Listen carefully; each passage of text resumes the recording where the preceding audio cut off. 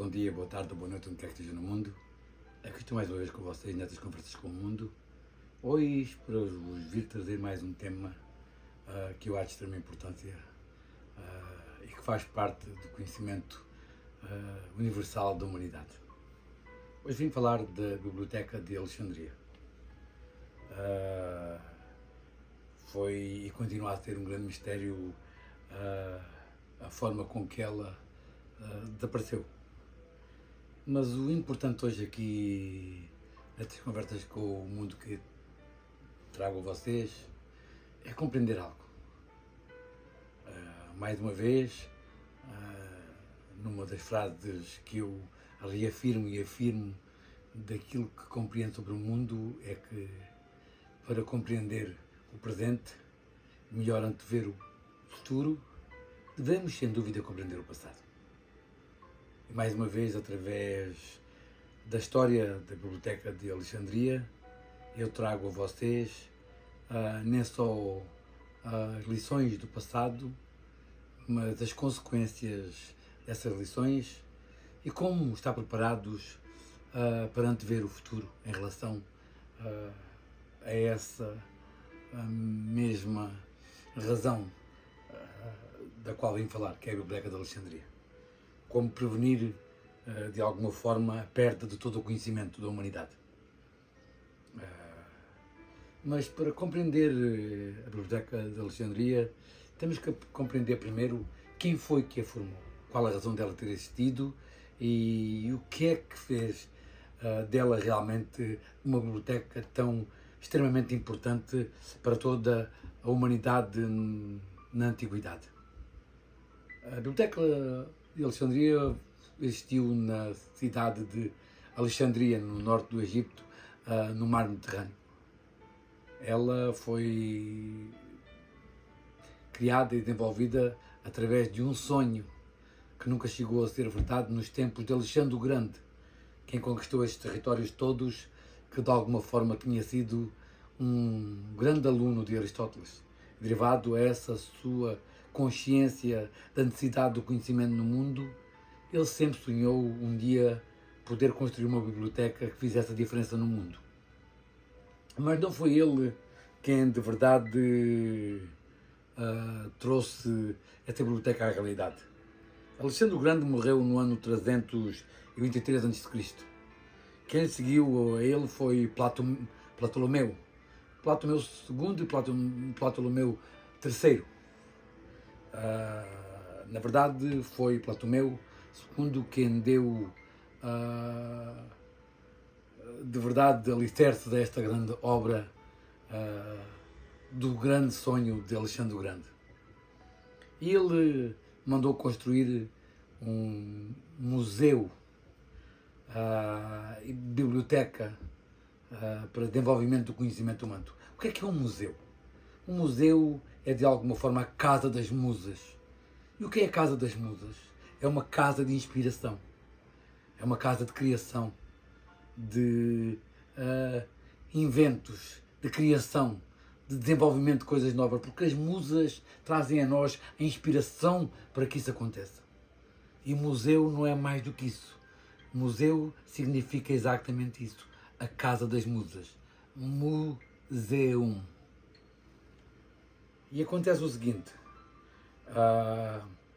nesse templo, biblioteca, segundo consta e segundo muitos escritos que nós encontramos na história ao longo da nossa caminhada por conhecimento de quem fomos no passado, encontramos várias referências a essa biblioteca extraordinária que continha entre 40.000 a 700.000 livros, dos quais havia desde a história, a oratória, às artes, à religião, poesia, astronomia, matemática, aritmética, várias ciências que de alguma forma engrandeciam, sem dúvida, o conhecimento humano. E segundo a grande ambição de Alexandre o Grande na sua tentativa de criar algo diferente para o mundo, sem dúvida os Ptolomeus trouxeram aí a possibilidade, através de um financiamento bastante forte nessa biblioteca, a capacidade de criar nem só o edifício em si para conter todos esses livros, não é? Que na altura eram mais conhecidos como papiros, pois eles eram feitos, muitos deles em papiros. O papel, tal como nós o conhecemos, não tinha sido inventado ainda. E, de alguma forma, o que é certo é o seguinte: o conhecimento era transferido praticamente, na maior parte dos casos, de boca em boca. E aquele que era registado em papiros. E os papiros realmente tinham um termo de validade muito curto, derivado à sua própria estrutura, a umidade, o calor e as variações de temperatura de alguma forma destruíam esses papiros. Mas o que é importante concluir aqui é o seguinte: daí nasceram grandes nomes como todos nós conhecemos: Apolónio, Hiparco, Euclides, Arquimedes, Eratóstenes. Arquimedes, vocês devem saber, Arquimedes foi um grande matemático, sem dúvida. Ele escreveu uma regra que nunca mais me esquece e que não posso esquecer, não é? Que foi: qualquer corpo mergulhado num líquido sofre uma impulsão na vertical de baixo para cima igual ao dobro do peso do líquido deslocado. Foi Arquimedes quem, pela primeira vez, chegou a esta conclusão. Este foi um cálculo necessário para compreender melhor como fazer construções navais e como compreender a razão de haver uma impulsão na vertical de baixo para cima nos corpos que eram de alguma forma postos sobre a água. Mas temos, por exemplo, Aristóteles, foi o primeiro homem a calcular a circunferência da Terra, praticamente com poucos quilómetros de diferença daquele que a matemática atual é capaz de fazer.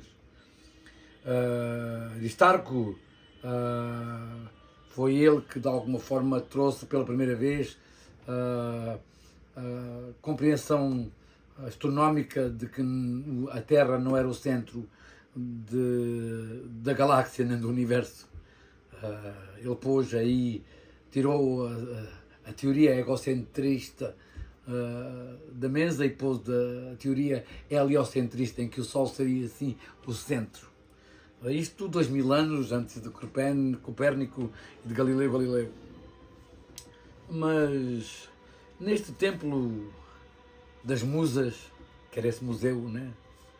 O mais importante aí era desenvolver conhecimento e criar conhecimentos para melhor poder trazer à sociedade formas de poder lidar com tudo aquilo que de alguma forma aí seriam obstáculos ou problemas para a sociedade.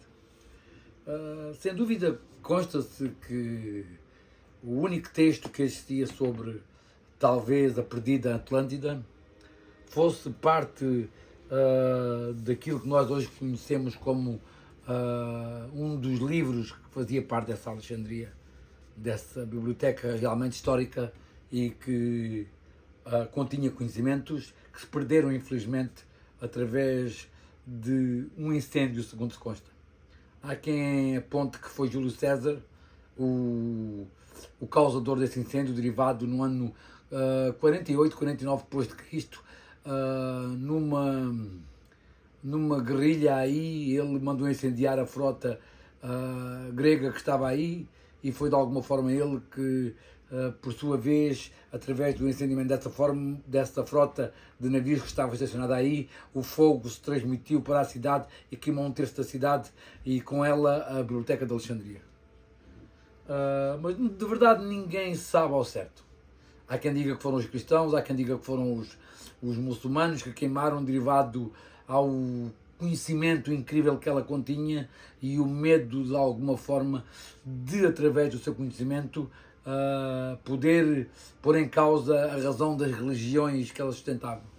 Mas nessa altura nem existiam muçulmanos. Os muçulmanos nasceram no ano 700 com Maomé, isso é outra história. Mas uma coisa é importante saber: foi nessa biblioteca que foi pela primeira vez traduzida os sagrados documentos dos judeus para grego. Foi aí que os 72 que eu falei no episódio sobre o judaísmo, foram aí que os 72 tradutores fizeram uma tradução chamado, nós conhecemos como o Tora, Neves como o Velho Testamento, e os 72 chegaram praticamente à mesma conclusão e pouca diferença existia entre as traduções deles. Por isso, uma coisa é certa, fosse o que fosse que essa biblioteca continha, certamente continha conhecimentos que foram perdidos para sempre. Jamais poderemos recuperar aquilo que se perdeu e que se queimou. Haviam aí documentos escritos em línguas incríveis que não há registro delas jamais. Havia aí documentos egípcios, babilónicos, latinos, gregos, da Etiópia, fenícios, persas, indianos. Haviam aí documentos traduzidos e escritos de todas as partes do mundo.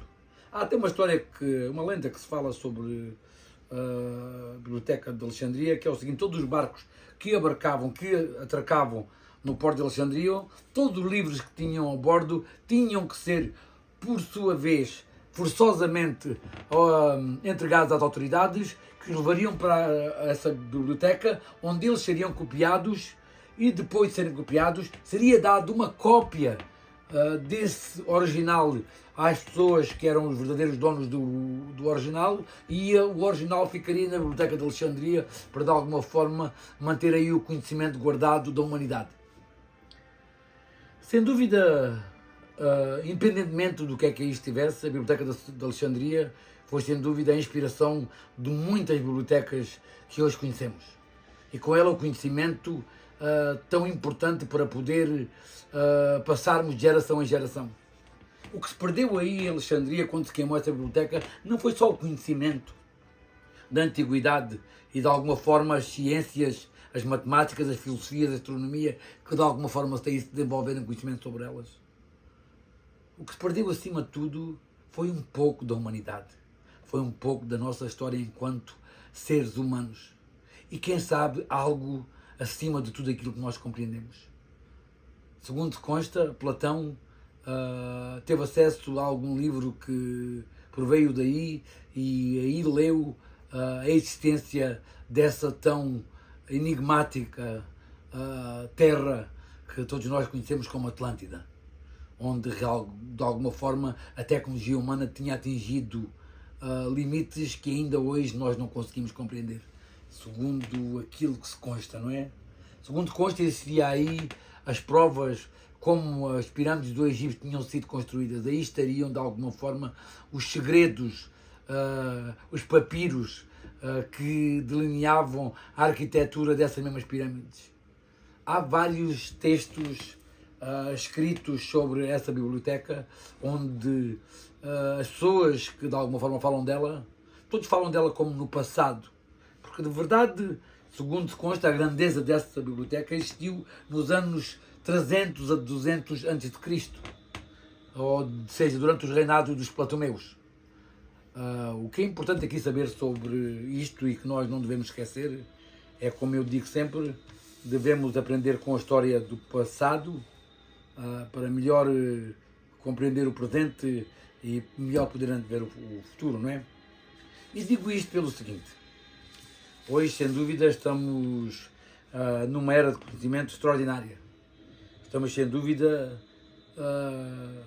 no auge do conhecimento da humanidade, pelo menos do que nós temos conhecimento, não é? Não se sabe se no passado não existiram outros povos que de alguma forma nos antecederam, que excederam muito aquilo que nós somos hoje. Pelo menos existem algumas provas que nos fazem questionar toda a história que nós conhecemos. Pelo menos as histórias escritas que nós conhecemos e toda a história que de alguma forma nos foi passada mesmo através de lendas. Nem só através da Atlântida, mas, por exemplo, foram encontrados em Bagdade baterias com mais de 2000 anos de idade. Alguém consegue explicar isto? Foi encontrado um martelo fossilizado com mais de 400.000 anos de idade. 400.000 anos de idade. 400.000. As baterias em Bagdade com mais de 2000 anos de idade. Como é que alguém, nessa altura, tinha conhecimento para desenvolver uma bateria, como nós a conhecemos hoje, uma pilha? Como é que alguém aí nem só tinha a capacidade de criar essa pilha, mas qual a necessidade dessa pilha ser criada? O que é que eles estavam a tentar alimentar com essa bateria? Porque muitas vezes aqui fica só a questão, encontrou-se uma bateria. Ok, eu até aí compreendo, encontrou-se uma bateria, é algo extraordinário, realmente fascinante. Para alguém há 2000 anos atrás conseguiu encontrar a forma de conseguir fazer uma bateria. E realmente aí é um mistério extraordinário, só na sua construção, na sua concepção. Mas qual a razão para que essa pilha era necessária? Qual a razão dessa bateria ter utilidade e ser necessária a sua construção? Construir uma bateria para quê? Para alimentar o quê? Qual o objeto? Qual a tecnologia que se estava a tentar aí carregar com eletricidade? Não é a bateria em si que a mim me deixa a maior questão. A maior questão, ao essas baterias serem encontradas, é qual o propósito para que elas foram construídas. Qual era o instrumento, ou qual era o mecanismo, ou seja aquilo que fosse, que eles estavam a tentar energizar com essas baterias. É isto que realmente em mim cria uma questão maior do que a própria existência das baterias. Porque às vezes, por termos uma visão somente à nossa frente, não somos capazes de olhar para a fotografia na sua totalidade. E isso é o mal de uma grande parte da humanidade. É não ter a capacidade de olhar para todo o espectro que se apresenta. Não é só a existência da bateria, que de alguma forma é realmente algo fantástico e que nos faz questionar muitas coisas sobre o conhecimento da humanidade. Mas a razão pela qual ela foi necessária existir ainda é muito superior à sua criação, segundo a forma com que eu vejo o mundo e compreendo o mundo à minha volta. Por vezes não é só a questão que nasce, é a pergunta para essa questão existir. Qual a razão das coisas serem o que são? Qual a razão dessa bateria ter sido construída? Qual o propósito? Qual foi a razão para que essa bateria foi de veras construída? E qual o conhecimento que era necessário para a construir? Tinha que ser alguém bastante desenvolvido a nível de conhecimento acima daquilo que a maior parte dos humanos hoje é capaz de saber. Eu estudei eletricidade e sei os componentes necessários de uma bateria, sei as partes inclusive de ácido sulfúrico que devem ser postos por água destilada. É uma parte de água destilada por uma parte de mercúrio por cada 23 partes de água destilada. A maior parte das pessoas nem sequer sabe isto, e nem sequer sabe o que é um eletrolito, para que é que serve o tubo dentro da bateria, o que é que faz realmente criar ali a energia, não é? A maior parte das pessoas nem sequer sabe como é que isso acontece. Por isso, só para ter esse conhecimento em si, quem criou essas baterias já tinha que ter um conhecimento tecnológico extraordinário. Quantos de vocês desse lado sabem como se constrói uma bateria? Compreendem aquilo que eu quero dizer? Muitos poucos. Eu tenho um conhecimento unicamente teórico sobre elas. De verdade, nunca fiz nenhuma bateria. Se fosse necessário criá-la, talvez fosse capaz de a criar. Não sei se funcionaria ou não, mas acredito que fosse capaz de criar uma bateria. Mas ser capaz de a pôr a trabalhar, não sei, nunca experimentei e não gosto de divagar sobre questões que eu, de alguma forma, não tenho completa consciência e certeza que sou capaz de efetuar de uma forma produtiva. Mas o importante aqui, ao falar desta Biblioteca de Alexandria e todo o seu conhecimento que para sempre foi perdido e que realmente de veras devia ter aí coisas que maravilhariam a humanidade nos dias de hoje, conhecimentos que ainda hoje nós nem fomos capazes de desenvolver, porque a história e a humanidade tomou direções diferentes daquela que ela tinha antes. Por isso, por vezes, mas nós hoje estamos mais sábios. Quem sabe a nossa sabedoria tenha divergido para uma direção e aquela fosse noutra direção. Quem sabe essa ciência não tivesse corrido a mesma linha de pensamento e de filosofia de desenvolvimento que a nossa tecnologia tem hoje. Por vezes compreendemos o mundo à nossa volta da forma com que nós aprendemos a vê-lo, mas por vezes nem sempre esta forma com que nós aprendemos a vê-lo é a forma que melhor o explica. É como eu costumo dizer, não se pode de alguma forma julgar um peixe pela capacidade que ele tem de subir árvores, não é?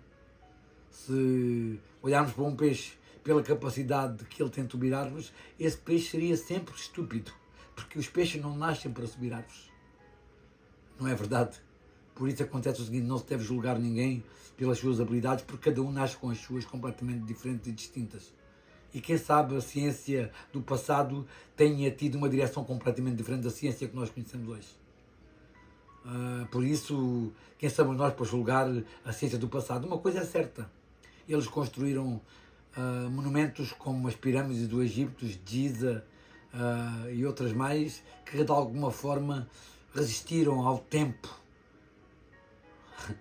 e que continuam a ser os símbolos de civilizações extraordinárias que ainda hoje nos deixam muitas questões, não só através do seu conhecimento e desenvolvimento arquitetónico, mas também através da sua filosofia de vida e da forma de compreender o mundo e da forma de estar para com o mundo. Porque infelizmente nesta biblioteca de Alexandria muito desse conhecimento foi perdido. Mas por vezes não podemos fazer nada para mudar o passado. O passado passou e o que aconteceu, aconteceu. Nada a fazer para poder mudar. Podemos sim, com o conhecimento que adquirimos do passado, trazer um presente mais consciente e mais conhecedor do que devemos fazer para o futuro.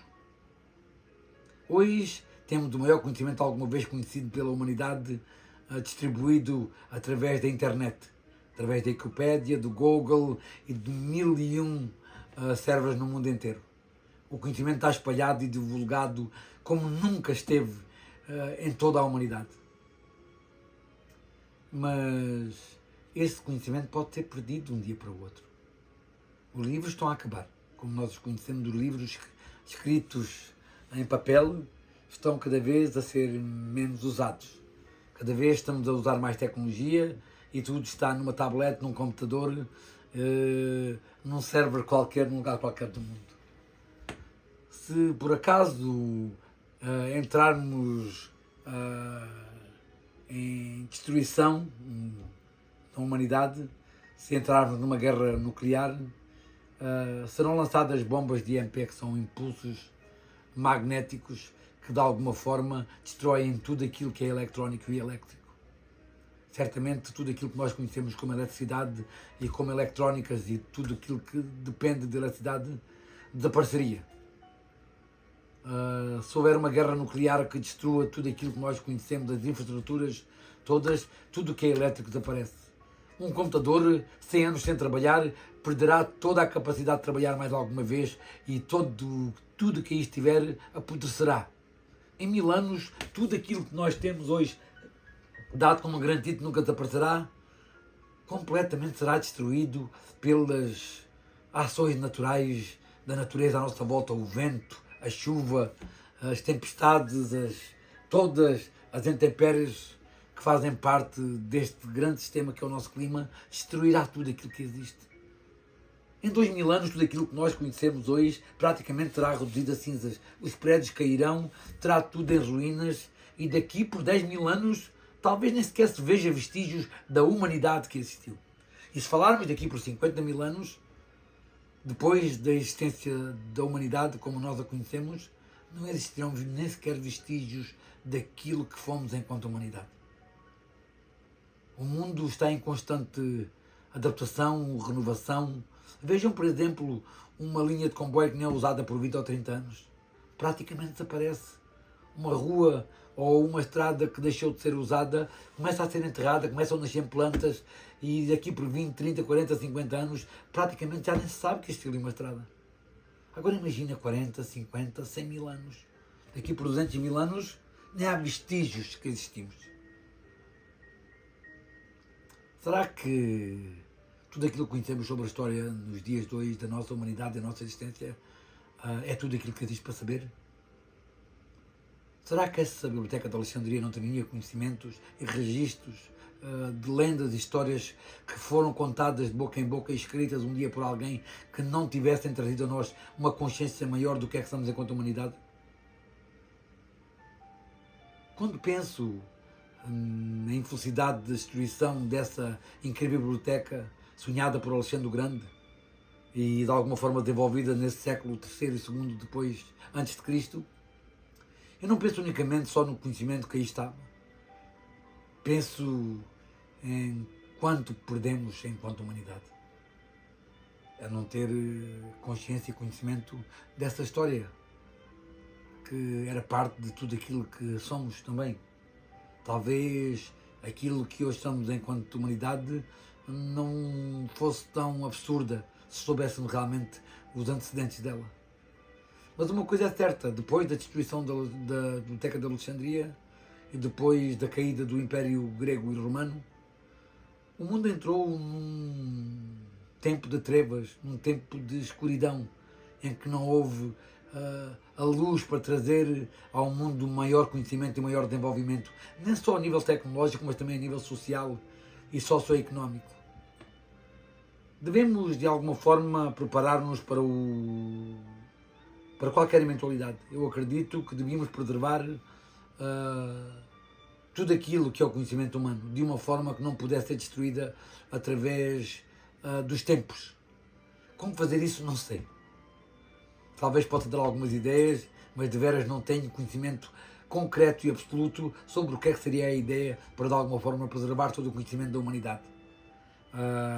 Na Suécia têm estado a construir já há algum tempo, de alguma forma chamada praticamente uma arca de Noé, de todas as sementes, de tudo aquilo que existe a nível vegetal no planeta. Desde plantas, a vegetais, a árvores, a flores, estão a ser preservadas aí as sementes de praticamente tudo aquilo que existe no planeta Terra. Mas não existe a preservação do genoma humano. Não existe a preservação aí dos animais, porque não se podem preservar como as sementes. E nem do conhecimento humano. Tudo aquilo que aprendemos até agora, se uma terceira guerra mundial acontecer a níveis catastróficos, com a utilização intercontinental de mísseis que destruirão nem só a América, mas o mundo inteiro, nem só através da destruição direta, mas através do inverno nuclear, que trará desgraças que nós nem podemos calcular, porque nunca passámos por uma situação tão triste e tão devastadora como é uma terceira guerra mundial com o uso de armas termonucleares. Devíamos, de alguma forma, enquanto humanidade, criar um centro onde se pudesse guardar todo o conhecimento humano, de uma forma que se pudesse preservar por milénios, para quem sabe, se um dia nos destruirmos e se Elon Musk ainda não tiver tido a capacidade de construir uma base no planeta Marte que consiga sobreviver só por si mesma, sem necessitar de ser alimentada constantemente por naves vindas do planeta Terra com novos alimentos e novas possibilidades para eles poderem construir e poderem viver. Se não tivermos a capacidade de construir isso, talvez um dia nunca possamos sair daqui. Talvez um dia tudo aquilo que aprendemos até agora se perca para sempre. E mais uma vez a humanidade terá que começar do zero. Seria muito triste depois de tudo aquilo que se passou para chegarmos onde chegamos hoje enquanto humanidade, a nível de todas as ciências que nós conhecemos, desde a astronomia, a filosofia, as ciências humanas, como é, sem dúvida, aquilo que é mais importante, que é saber sobre a nossa saúde, a medicina. Era importantíssimo guardássemos todo o conhecimento que temos adquirido enquanto humanidade num lugar qualquer seguro. Só para que não tenhamos que entrar outra vez numa idade das trevas, numa idade de escuridão, onde não haja, de alguma forma, conhecimento para desenvolver uma sociedade mais instruída e mais culta. E nem para aprender com os erros do passado. Porque, infelizmente, nós não sabemos o que é que aconteceu no passado. Todo o conhecimento que existia, de alguma forma, gravado aí nessa Biblioteca de Alexandria, se não foi queimado, foi desaparecido. O que é certo é o seguinte: Não existem vestígios dessa grande biblioteca. Não existem. Existem apenas histórias e relatos de alguma forma relatados muitos anos depois de ela ter desaparecido. Calcula-se que o seu auge foi há 300 a 200 anos antes de Cristo, há cerca de 2300 a 2200, 2300 anos antes de Cristo. Calcula-se que aí foi o auge da sua existência. Estes 200 anos foram o tempo em que ela se desenvolveu, cresceu e de alguma forma adquiriu todos os conhecimentos para ser considerada o maior centro de conhecimento de toda a humanidade. O que eu quero aqui deixar hoje nesta mensagem e neste episódio que trago a vocês é a mensagem que devemos fazer algo para preservar o conhecimento que temos atualmente.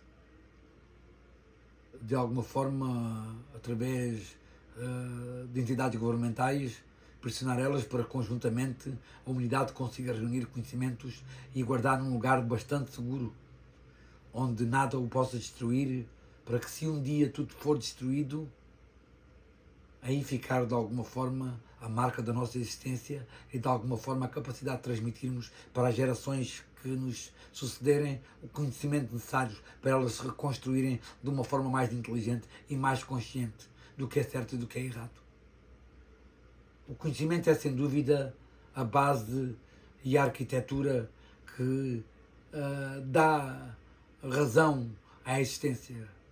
A ignorância é o contrário de tudo isso. Na ignorância existe a guerra, a morte, a fome, existe o não entendimento, existe de alguma forma o desentendimento, a incapacidade de dialogar, a incapacidade de crescer e compreender os outros. O conhecimento transforma-nos e dá-nos uma iluminação maior sobre o que é ser humano e sobre o que é fazer parte deste tecido que é a humanidade. Eu acredito que os governos no mundo inteiro deviam juntar-se e tal como está a acontecer na Suécia, nessa construção onde estão a pôr todas as sementes do mundo inteiro aí preservadas para se existir alguma catástrofe no planeta, devia-se também fazer o mesmo com o conhecimento.